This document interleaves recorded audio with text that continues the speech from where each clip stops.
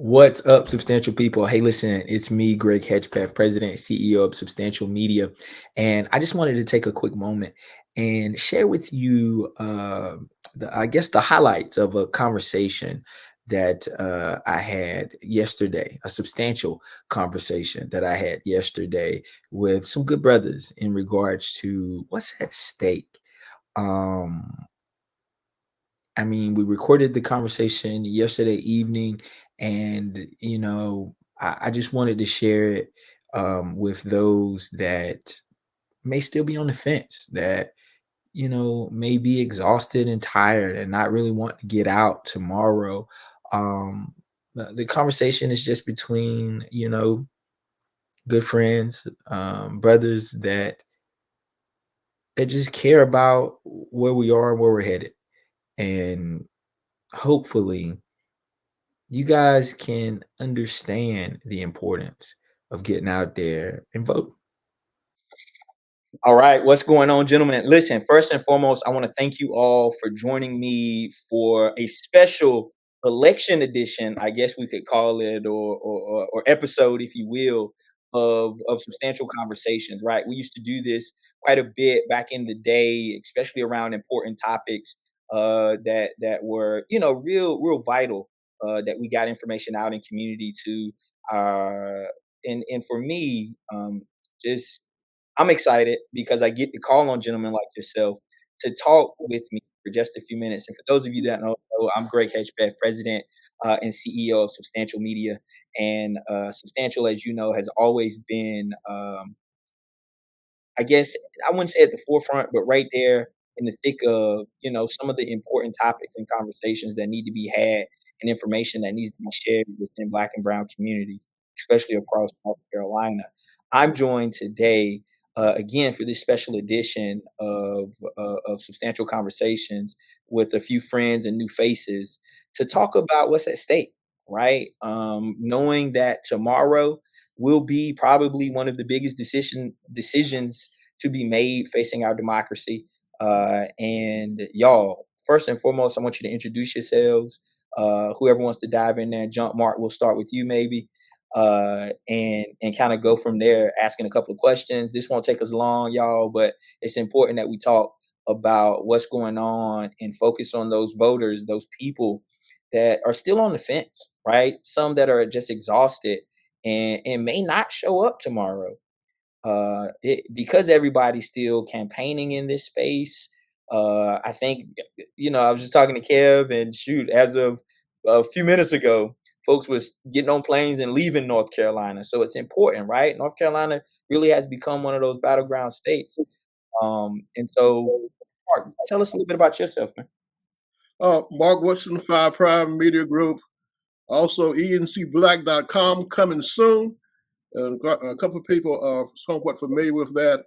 Also, in the past, I have worked with a number of campaigns, been media advisor, and also done media work for a number of local campaigns and at least one federal campaign. Dr. Turner, you want to go next? I sure will. Thank you, Greg. Good evening to everyone. I am Lathan Turner, a recently retired educator here in North Carolina, having worked at East Carolina University. Also worked at NC State University, where I got my doctorate degree in education, and originally from South Carolina, where I worked in the technical college system there. So a lifelong educator. Try to keep my finger on the pulse of what's happening, both socially, economically, politically, whatever is going on out there. So we got our eye on this election season and this campaign that is happening, to see what the results will be in the next 24 to 30 hours, for this country, for our democracy. So that's who I am, and that's why I'm here. My name is Isaiah Thompson. I'm a student at East Carolina University. I work with both Mr. Mark Woodson and Dr. Lathan Turner. And yeah, I'm just here to listen, learn, give my opinion on things. Last but not least. My name is Kevin Stormer. Uh, Thank you for having me here this evening. I am I guess, a veteran of law enforcement going into my 24th year as a law enforcement officer here in North Carolina. Started my career in rural Eastern North Carolina at Greene County Sheriff's Department. Made my way through a couple of departments in Eastern North Carolina, ECU. I've worked with Winston-Salem State University, North Carolina School of Arts, and now I am in Greensboro, North Carolina as a law enforcement executive. Really interested to see how this election plays out this year, to see which direction this country is going to be moving towards over the next 4 years with whomever sits in that seat in the Oval Office, just to see the outcome and see what's going to change for the better for our country and for our next generations.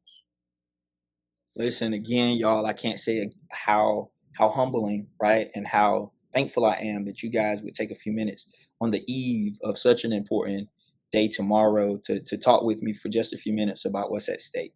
And I'll start off by saying, y'all, like I've been beat up. Like I between the text messages, the phone calls, the emails, the interruptions on my YouTube channels and everything else as far as commercials and propaganda and everything. So my first question for you all is how you feeling?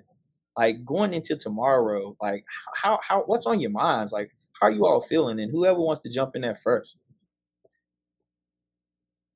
I'll go first. At least for me, because I'm young. I just I'm just ready to get the win. It's like fourth quarter. Everybody got to come in there, play their part, do what they're supposed to do, and that's just how I see it. Praying that person I voted for won, and yeah, I'm ready to see the disappointment on these people's face. That's good. That's good. For me, I mean, you look at it in different through different lenses. This is really going to be the first election that my kids will remember. So it's interesting hearing them comment on some of the values that we've instilled in them, and for them to listen to different debates or different commercials, and for them to provide their intake on what's actually being said. Even though they may not understand how to process all that, on one hand, you feel good that the values that you put in your kids that they now recognize something that may not fit with the norm or in the values that you instilled in them. So they're starting to develop their own point of view on their moral compass. The other side of it, as a parent, you're concerned about what their future would look like because this is going to be very impactful for them at this age and probably guide some of the decisions that they're going to make moving forward. So, as much as you try to shield them from some of this content, I think it's still important for them to see it. As an individual, uh, it is troubling that realistically, how do we get to this point where the candidates that are on the national stage, we're having so many discussions about who's the better candidate? I think for me, that's really a testimony of where we are as a country right now. That realistically, the day before the election, we're still talking about that. That it should be very obvious, and most people may not feel that way, but for me, it should be very obvious of the decision that should be made. I appreciate those thoughts, Kev. Dr. Turner, Mark.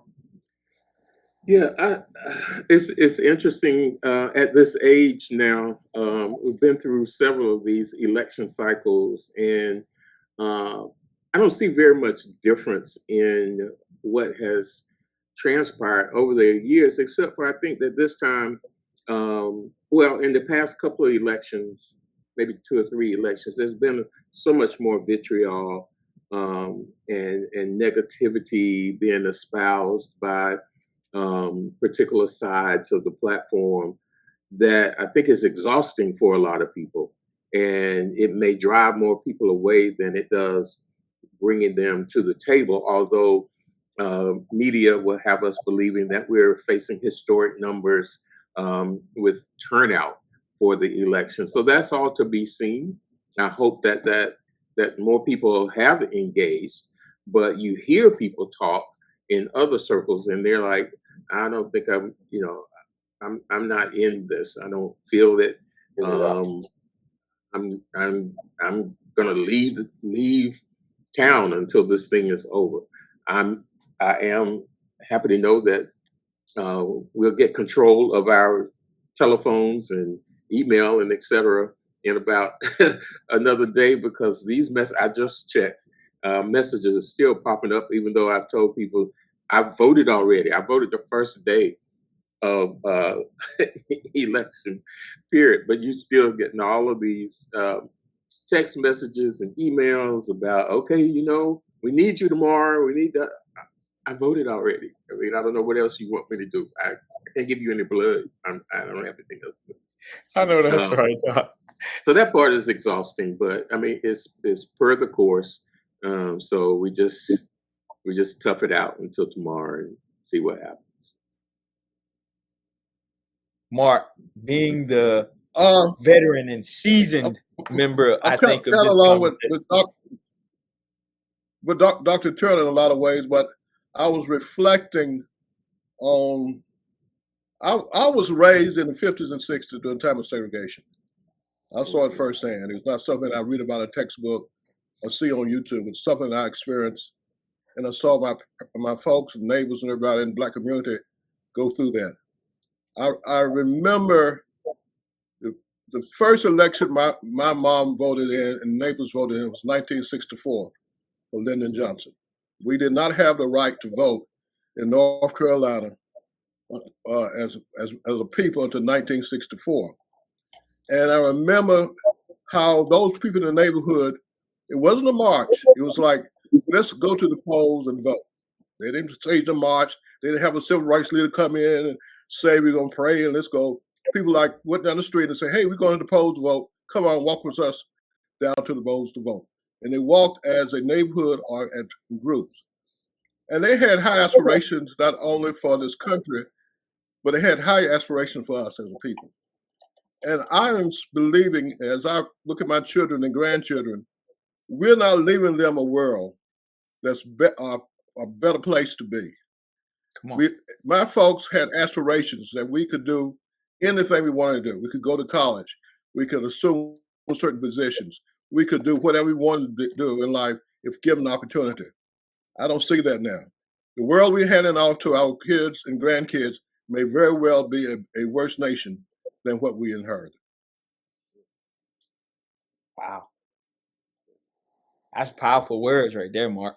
So I'm glad you went there, because the very next question that I wanted from you guys is like, what's at stake, right? The sheer reason why we're here today to talk and I've voted. I think pretty much everyone on this panel to some degree have probably already went out and casted their ballot already. But there's some folks out there that's still on the fence, right? There's some folks out there that's like you said, Dr. Turner, that's like, hey, I'm gonna throw in the towel on this one. It don't really matter to me, or I don't like neither candidate, so I ain't voting for neither one of them, or I'm gonna write in a ballot, or whatever the case may be. But y'all, like, honestly, like, what's at stake? Like, what does it mean? Because I look at some of the videos, the commercials, like I said, the media propaganda from both sides. Protecting the borders and securing America to, if we let Trump get in office day one, it's gonna become a dictatorship. And like all of like, but what is really at stake when we think about whoever is in that seat next? Um, because America has changed, is changing. And I think it's not just us, right, in America that's looking at the state of democracy, but it's others around the world, right? That's also peering in and going like what is this going to look like for this country? So Mark, because you kind of segued right into this question, kind of talk to me, man, about what's at stake here. Like, what do we need to be thinking about? Well, let me jump into a full-fledged, all the way. Yeah. we have a black female running for president, and we have a white guy who is a racist that goes back to the days of his father. We know that. I don't know what the white folks going to do. They're going to do whatever they're going to do. They have the majority vote. They'll say one thing. They'll do something different. I don't know how this election will come out. They'll make excuses to keep moving the goalposts. I don't know what the Latino vote's going to do. I'm not concerned about that. What bothers me is these young black men who say they can't vote for her. Okay, you might have religious reasons for that, but don't turn around and tell me you can vote for Trump. After this man and those folks who are supporting him talked about the black woman the way he talks about black women. A black woman raised them, and they have sisters, and they have girlfriends, they have wives, they have nieces, and you are still going to support a person who degrades the black woman. It calls them various names. When the black reporter asks him a question, he calls them nasty. He calls them dumb. He calls them low IQ. He even calls them prostitutes. And you turn around and you're going to support somebody like that. What do you do if you talk that way to your mother or to your wife or to your girlfriend? The first thing a young black man want to do is hit him. You want to punch him out. But in reality, you're going to turn around and support him. That's what I have the most problem with. If it's purely on values, I can understand. I don't want to support Harris because she's pro-abortion, for transgender rights. I understand that. But don't turn around and you want to support Trump on the other hand either. And some of the stuff I've heard coming out of the black community, I know some of it's manufactured, but some of the idiots actually believe it.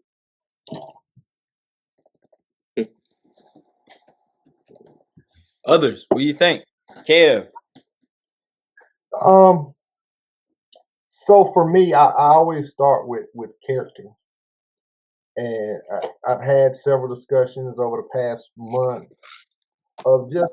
I try not to talk politics at work, but if you bring it up, I'll listen, and I try to be as respectful as I can in the comments that I'm going to give you, because I'm not going to challenge you on your beliefs, but just a consideration of what that office actually means. I remember as a young student sitting in grade school that when the president came on TV and we had the big TVs that you rolled out on a cart, school stopped to hear what the president had to say. It was such a high regard for the individuals that was in that office that it was very presidential. The way that they spoke to the country, you had to, even though you may had a different conversation off camera, you had to present yourself to all of the country. You couldn't go on TV and be biased one way or the other really strongly. You couldn't. Now, what you did once the camera was off was something different, and historically, we know how that played out. But when you start talking about what that office should mean to us in this country and what it represents for us globally, it starts with character. And I've listened to people make comments for and against Trump, for and against Vice President Harris. But at the end of the day, you're talking about somebody that's going to take the highest office in this land. And if you go through a job description, whether you're a small business owner, you're on the PTA, you're on the school board, whatever it is, in your church, and you're asking for certain characteristics for that job opening. And if at the bare minimum they don't meet those qualifications, how do we get here to this point today? Because we're talking about character. I also remember the way that I was told and brought up as far as the democratic process is, what I hear now is vote for the candidate that's going to do the most for you. I came from under an umbrella that you made a decision on who you voted for of what was best for the majority, what was best for the country. Secondly, you considered how does that impact you. But from the era that I was raised to what I see we are at now is what's in it for me. How does this affect me? And so when you start thinking about character and control, one candidate has already shown you that control measures doesn't work. So imagine this person sitting in office that is literally telling you and have shown you you can't control my thoughts and actions. What do you think is going to actually happen when you're back in that seat? You have another candidate that if you just think about it from an analytical point of view, they have to try to outperform all their predecessors if they make it into that seat. Because if nothing else, you have to try to run for a reelection. So there's going to be some consideration is I have to perform. Not that you're going to control that candidate, but I think one is going to be more considerate of listening, and the other one is just going to tell you, I'm going to do what I want to do. So when I say my problem is I'm looking at from a holistic of where we are in this country, that we're at this point on the eve of an election of choosing one or the other. Because to me, the whole thing is broken if this is where we are now, and that's what we're willing to put forth as our representation globally from uh, from a country, from trying to move us for what we say we are in our Constitution, and this is where we are this evening. That's what's most troubling about it for me, because I'm still trying to sell the dream to my kids that you can be anything in this country. That the Constitution, even though there's a lot of flaws that doesn't apply to people that look like us, that there's still people in positions that should listen to you to make sure that those dreams and those aspirations are achievable for you. That's the problem that I have. Wow. That's huge, man. You said a lot in there, and I was taking some notes. And the question I want to bring, because as a dad, right, as someone who has two little girls of my own, like to now see, I think back on, my president, President Obama's first term, right? Like I think, and I go, wow, like that's a black man that's running for president. Like I remember the pride, right? When it was like, yo, like this could be a thing. He's gonna be the first, right? And so I think about my kids, and you mentioned this notion of like it's the first election where, my daughters are conscious enough to understand what's happening. What's even crazier is that in this generation of social media and where we are, a lot of kids, especially around some of this rhetoric that's being spilled, black, white, divide, and all of that, hate, if you will, it's in the schools, right? I literally remember a couple days ago being at like a trunk or treat thing or whatever it was, and there was like there were kids out there that were dressed like Donald Trump, and we all know exactly why they did it. It won't because they so fascinated by the electoral process, and they want nobody out there dressed like Obama. You see what I'm saying? And so like it's this. I promise you, I'm going somewhere with this.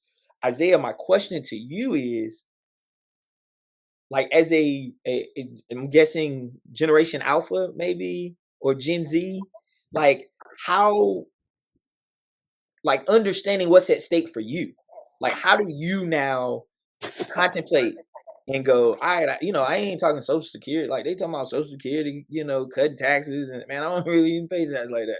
Like, like what's at stake for you, and what are you telling your peers to get them to understand like how important it is that if you ain't went and voted, come November 5th, tomorrow, like you need to be in line. And you need to stay in that line until you have had the opportunity to cast your vote. So my whole thing is I'm not like because I'm 20. I'm not like the normal 20-year-old that doesn't care or anything like that. I'm into politics. Yeah. And just for me, like Mr. Kevin was talking about, my whole thing, he's right when he says everybody voting for who's best for them. And my whole thing is that's kind of how it's been for us. It's not really been the Republican or Democrat type thing. Has been who's been going to be good for us. But like looking at my mom, and because my mom has diabetes, and seeing what Joe Biden and Kamala Harris have done for my mom with just lowering the prices on the medicine and stuff like that, it's just I can see what she's doing or what she's trying to do for us.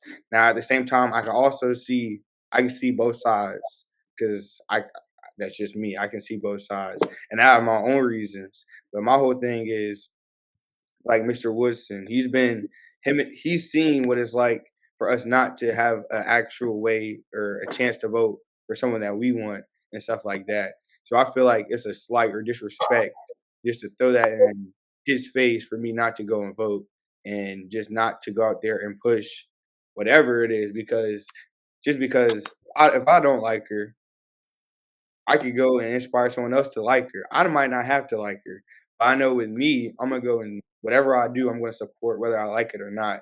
If I have no choice, so it's you picking the lesser or what is it, lesser of two evils or whatever it's called. Yeah. You're doing that, and I just feel like with her at the head of it, that yes, there will be some stuff that's not all the way that's not good for our country, but that's every president, and I feel that with her being headed chief, that we'll do better. Our economy will be better. And you can look at it every time a Democrat runs and which president, they always have to go fix the economy that the other side has done. That's a fact. You can look that up. But that's just how I feel. I feel that why are we going to keep letting this man do all these things and put tariffs on things that are going to boost everything? Because everybody talks about, oh, well, inflation. Well, Biden and Harris had to go on, they had COVID. That's why it was happening. And Donald Trump didn't go through that because he was given a great economy from former President Barack Obama. So there's differences, and people like are too blind to see that. Like I'm blind to see the mistake, or I'm not blind to see the mistakes that Kamala Harris has done and everything that she's done. But it seems like for the other side, they're not willing to put away their differences just because they love this man with everything they got in their heart. They just love him. And do what you will, but he's not God and he's not Jesus to me. So I won't praise no other man. But for me at least, it's what's going to happen with her at the helm. And I feel like it will give people, now obviously when she wins tomorrow, because power in the tongue, when she wins tomorrow, it will be a great thing for us. But at the same time, as Americans, we shouldn't just go to the average person. Because I'm one of the people that will go up to a Trump supporter and say something crazy. But we shouldn't. We should not go up to them and be like, "Oh, well, y'all lost, blah blah blah blah." Because at the end of the day, we still are all Americans, and we should come together. And I know that's cliche, and everyone says that, but it's honestly the truth because we both know, or everyone in here knows that all of the stuff that she's saying isn't right, and we don't all agree on everything that she's saying. Just like we all don't agree on what Trump's saying. We don't agree with what he's saying at all. So it's just you gotta do what you gotta do, and you gotta make your own decision and how you feel. Don't let someone else come in and ruin what you think is right. If you believe that Trump is right, do what you want. Do what you want to do, but really go and look at what he's going to do. And says he's just like us. And for the young people out there that haven't voted yet, I do suggest that you should go and vote, just because everything that us as a culture has been through dealing with just going to vote. It hasn't been you can just go to the student center at my PWI and go vote. It's been nothing like that. It's been a struggle. It's been hard, and people don't understand that. But that's just the truth, and that's just Man, that's good, brother. Hey, look, I'll be honest with you. Like, I don't recommend you going up to a Trump supporter on November 6th and saying, like y'all bet on the wrong horse, Like I just yeah. try to be mindful. Oh yeah, I that's not mean, happening. yeah, That's do what you want to do. So But honestly, the race is not over tomorrow. Tomorrow is just the first leg in the relay. yeah, It's just the first leg in the relay. And, not. and what media has not highlighted is how we give our local and state politicians a pass come and on. betting it all on one race to say that this is the person that's going to fix it all. Mhm. And you have people at the local level that really directly, immediately impacts things that affect you the most, that people just give them a pass on. I don't want to see somebody's name on the ballot for the presidential election, and that's the first time that anybody really knew your name until it comes time to vote again, because we don't hold them accountable at the local and state level. Come on. Hey, Kev, you knew exactly where I was about to segue. Like, it's really easy to focus on that high level primary election, everybody, the president of the United, it's an important job. Don't get me wrong. But as you just mentioned, and as we were talking kind of backstage before we started, um, we got a governor's race that's happening here in North Carolina. We've got, somebody that's running for state auditor. We got somebody that's, running for board of education. And those races have become very publicized and very scrutinized, and some of the propaganda and rhetoric and all of that is just as bad if you're here in the North Carolina area, right? And so y'all talk to me on a more kind of local state level as it relates, and we're gonna get back to the primary because that's just, I'm telling you, like that's an important one. Like I'm not gonna downplay how important it is, but you're right. Like who's our next governor is just as important. And Better not, Doc or Mark, oh, go ahead. Isaiah, you gonna say something? it better not be Mark Robinson. Tell you that right now. It better not be him. And I Mark. know that we're all in North Carolina, but across the country, Yeah. the same kind of the conversations are going on because a lot can turn on the dime. We're hearing a lot about certain states right now that will have a huge effect on the outcome of the race tomorrow. But as Kevin mentioned, this thing is not just about tomorrow. In 2 years, we have midterm elections. Yes. And we were warned a couple of cycles ago about people who did not go out or would not go out and vote during the midterm elections. And we ended up in a situation where the balance of power was out of hand because nobody paid any attention. Nobody believed it. Nobody participated in the process as they should have. So because and the numbers reflect it. So there is an equal voice that has to continue to pound the drum about participation, not only in this particular election, but in midterms and then the next cycle of elections after that. Our state does have some critical offices to include some congressmen and senator races and those kinds of things that are going to help shape this particular state because right now the balance of power lies with one particular party in the majority, and things have changed significantly in a lot of different areas in North Carolina to the extent that parts of North Carolina that look like us are saying, "Well, wait a minute, what just happened here?" I mean, state institutions of higher education just changed the entire landscape in terms of diversity, equity, and inclusion, and that happened overnight. And in my opinion, the response has been lackadaisical. Nobody has really stepped to the plate and say, "Hold up, wait a minute, what are y'all doing here?" So it's critical that we pay attention and that we stay involved. That's good, Doc. Now you're touching on a lot of key pieces here that I feel like conversations like this, as you just mentioned, need to be had on a almost weekly, monthly basis at this point. And there should be someone forming a real agenda around what can be done, what should our response be, and doing the research, right? But we get so caught up sometimes in the mainstream of things that we don't get that opportunity to go, wow, like what is really affecting me in my community right now will affect me tomorrow, will affect my daughters, will affect my family. Like that's important. Mark, you know where I'm coming next. And that is in regards to like policies, right? Like at the end of the day, that's what we're really talking about. We're talking about people that have the opportunities, the abilities to shape, form, reform policy.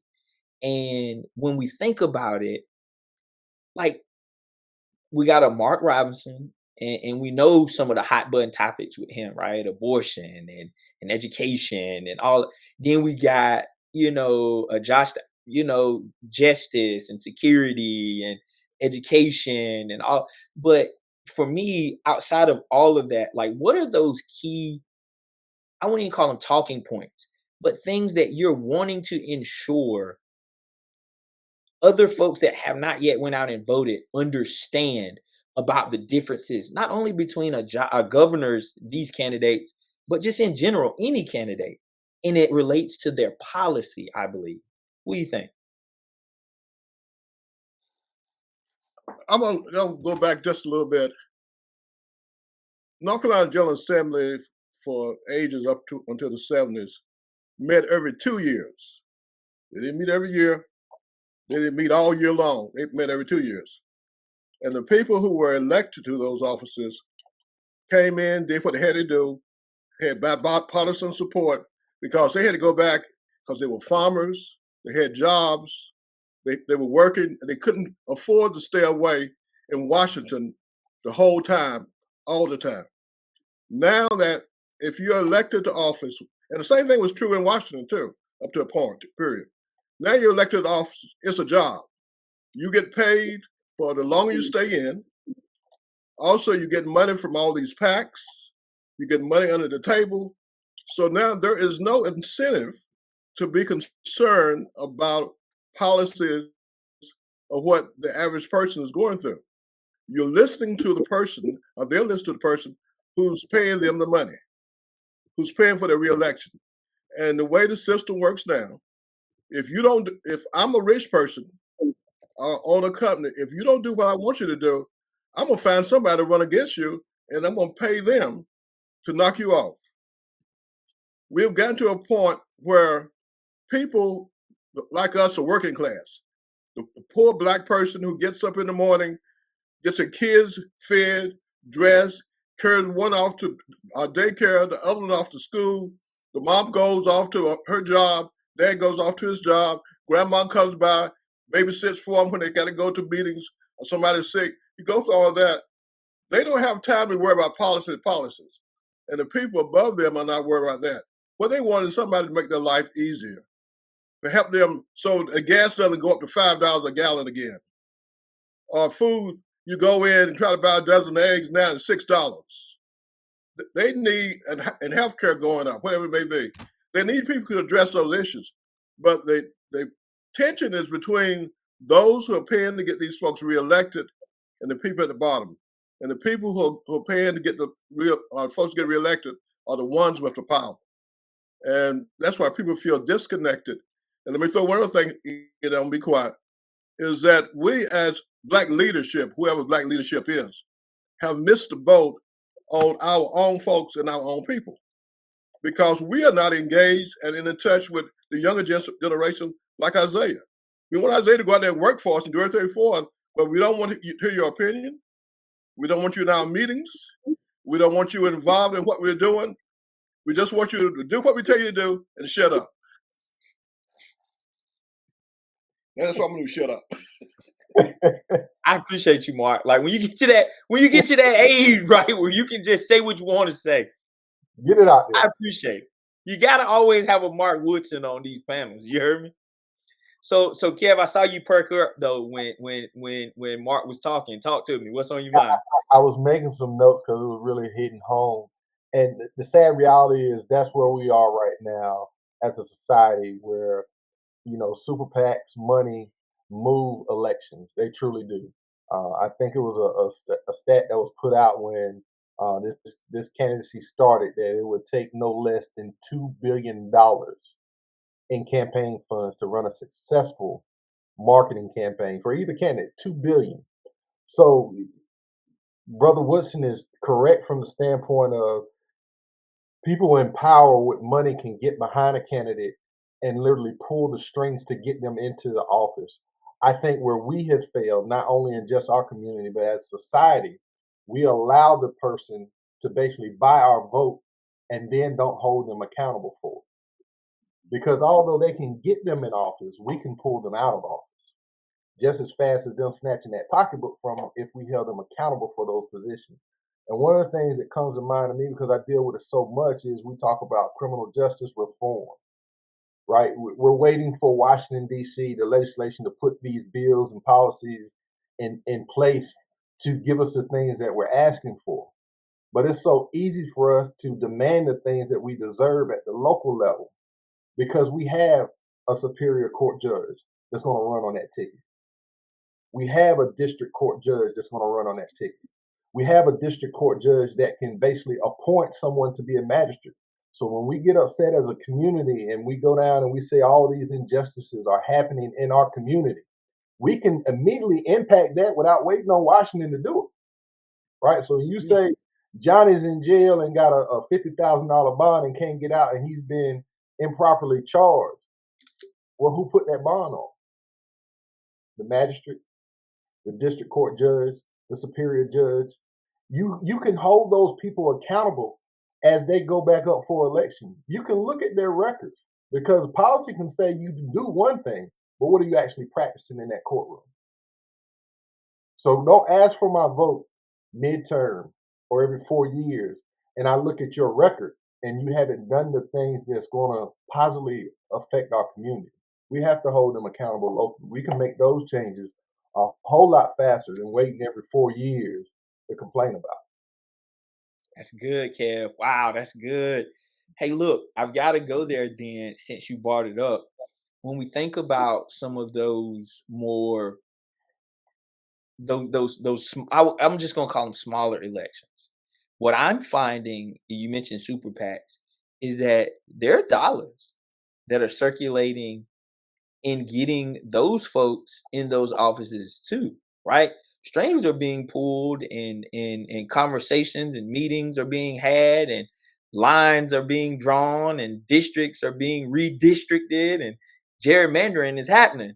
And so as a person in community that may look up and have seen the same folks in office for the past 20 years, like what's the message? Like how does one be encouraged or inspired to even want to run or care because they already know that the system's rigged? Does that make sense what I'm saying? Go ahead, Isaiah.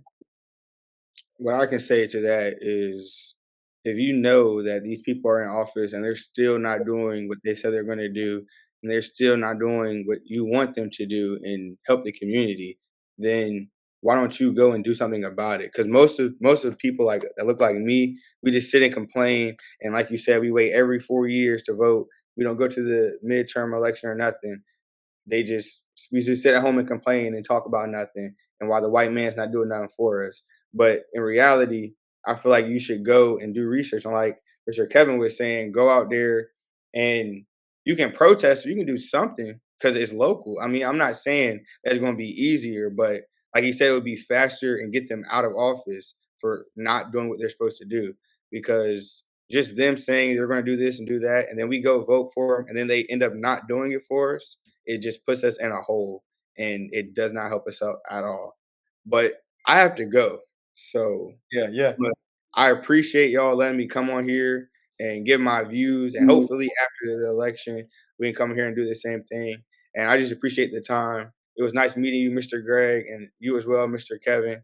And I hope in the future we can sit down, have a conversation, talk Oh about yeah. politics or sports. Yes, man. We're gonna chop it up, man. This is a prelude to the Black Lens Symposium that we do every year to kick off Black History Month.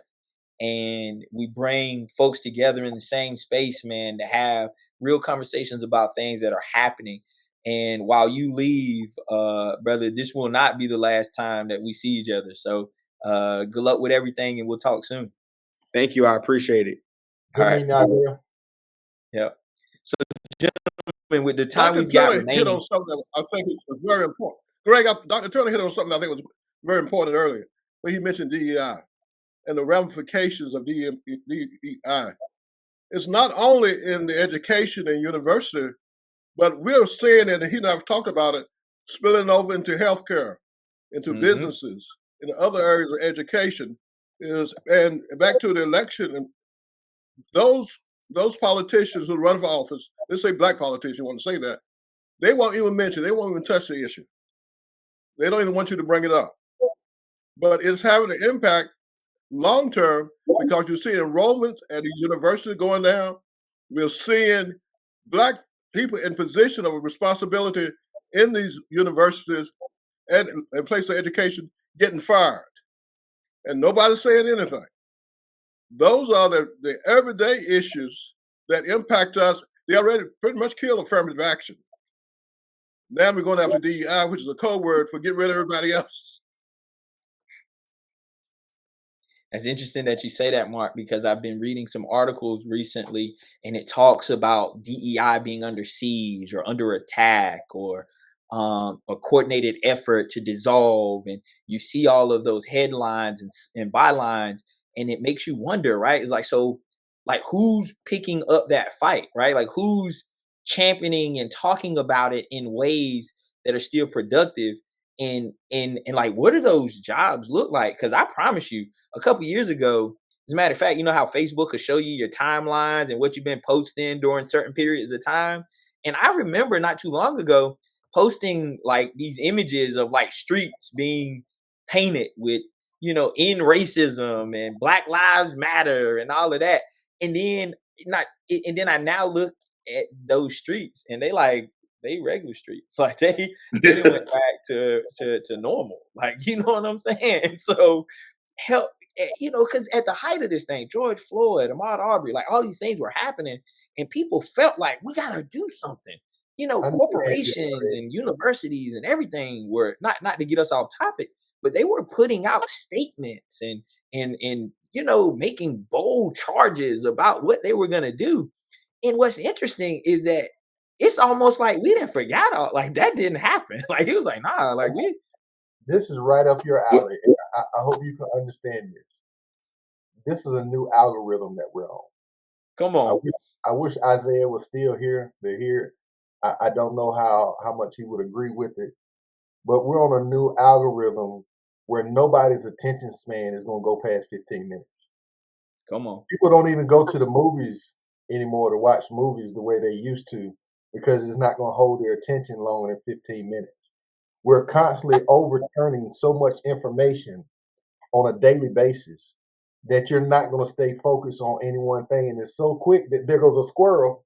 I got your attention off of that thing that you were focused on. Now we're on to something else. So it's social media is why we're here tonight talking about this, and hopefully it's going to impact and touch a lot of people. But we got to understand how that algorithm is in place and how do we use that to accomplish the goals that we want to accomplish. Because diversity, equity, inclusion is a trigger word, right? Nobody's going to keep talking about it and hopefully that you forget about it. But what is it that we actually want and need to happen from this thing? How do we constantly find a way to get that message into the forefront until we get the attention that it deserves and lay it in front of someone that can actually do something about it?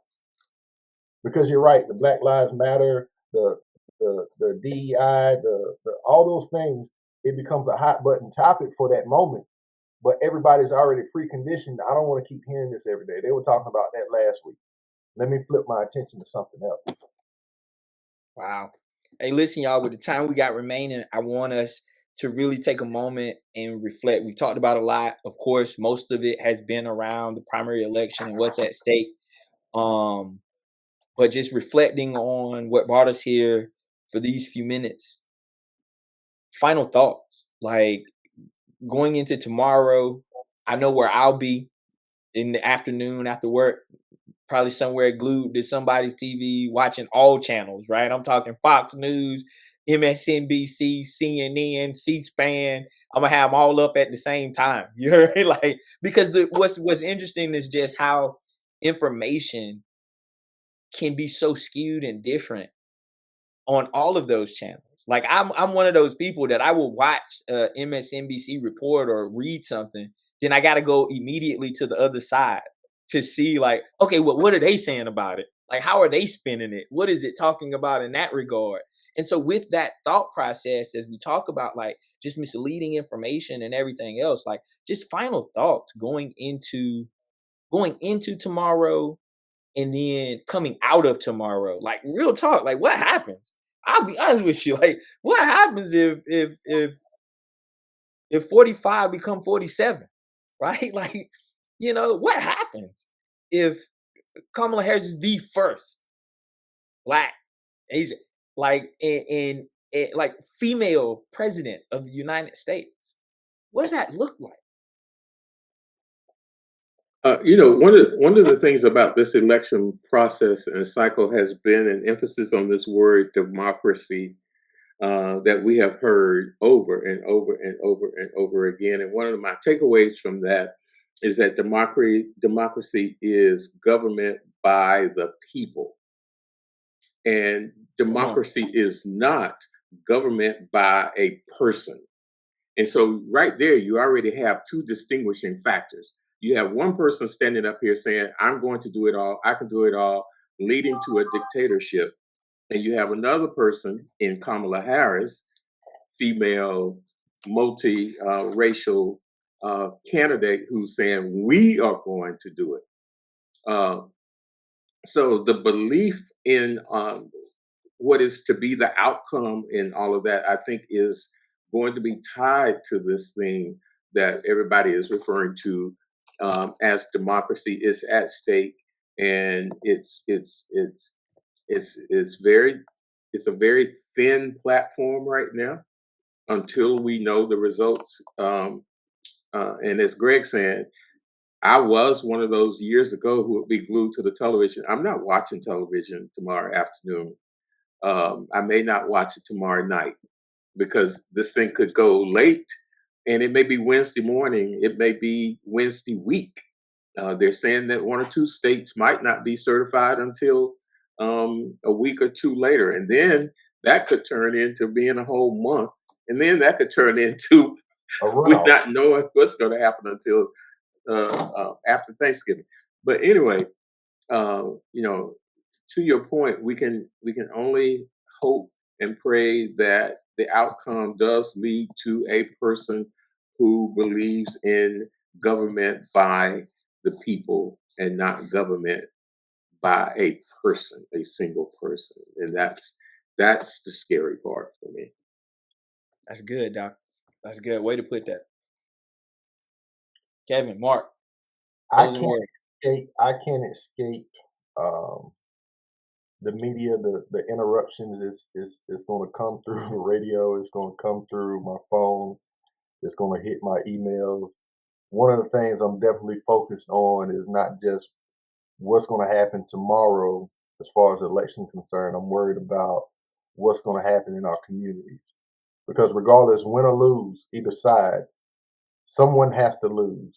What's going to happen to our communities when passions overflow, when people take their emotions outside of the polls into the streets? That's my concern because I don't want us to go through what we went through with the civil unrest from George Floyd moving forward. I don't want this to be the defining moment in our history in this timeline that we're living in, that this is part of the history books. Look what happened after the election, right? So that's one of the things I'm definitely focused on. If it doesn't come out for the candidate that I voted for, uh, I really want to be able to sit down with my kids and explain to them what their future might look like moving forward. Because if a country as a whole doesn't have the same moral compass that you have in your household, and you got to send them outside to deal with that, I want to make sure we're giving them the tools that they need to be able to understand where we are as a country. It's not what we say we are, but what we actually do. That's my bigger concern for not just tomorrow, but what happens after that. Because everything that led up to this point, my concern is for my kids. I've lived most of my life. I've come from some of the areas that Mr. Woodson and Dr. Turner talked about and had secondhand experiences of that. And I thought when I brought my kids into this world that it was at a point where their experiences would be different from mine. And in a way it is, but tomorrow can really be that pivotal change for them on what their future is going to look like in the immediate future. So I'm really just worried about not just the election, but where we are as a country. How do we come out of this? That's good, Kev. Thinking about those micro impacts of not just, seeing somebody's name come across there as the new or the newly elected or whatever. So yeah, that's good. Mark, closing thoughts, man, as we get out of here. I started this conversation reflecting on my experiences during the 50s and 60s. And I'm alive, and a lot of those folks are still alive. Absolutely. And a lot of their kids are alive, and their grandkids are alive.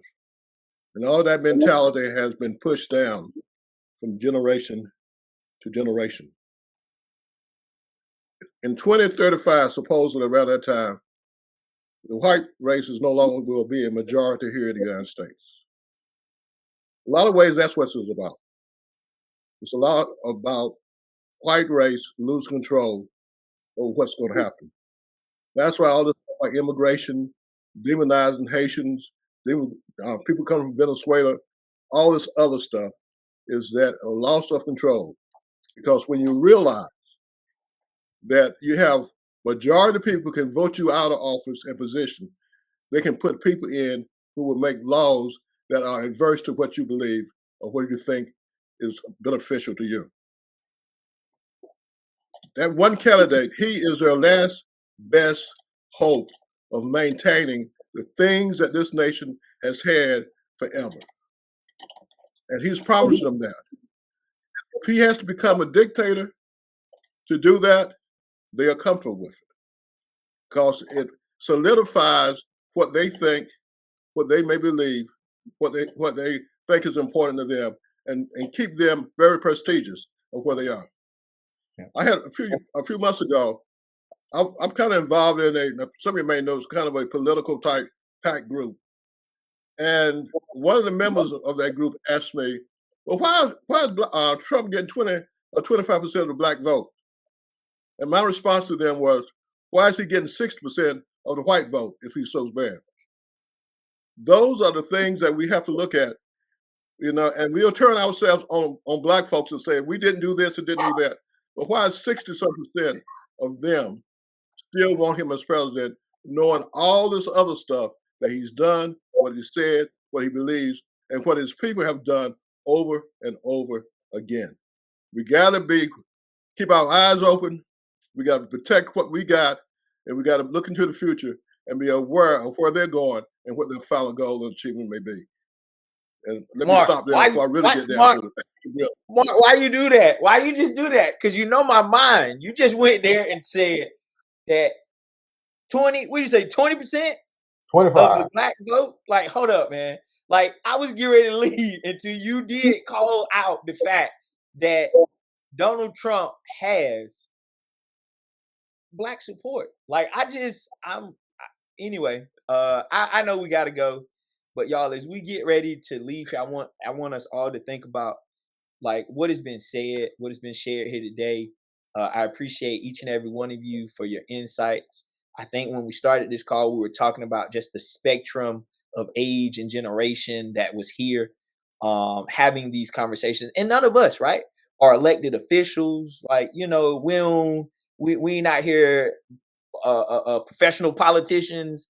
This is just, I would say conscious citizens, conscious brothers, right? That black men that just want to see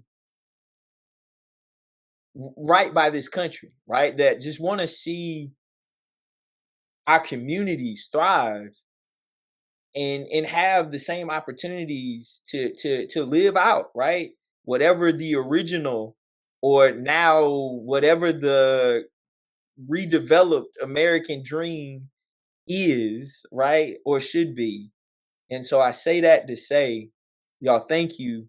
And once again, the purpose of us getting together today was one, to just have conversation, but two, to truly understand and communicate to those that are still on the fence, have not yet decided, have just gotten exhausted and don't want to deal with it. Already then made up in their minds they ain't standing in no line on November 5th to vote for nobody.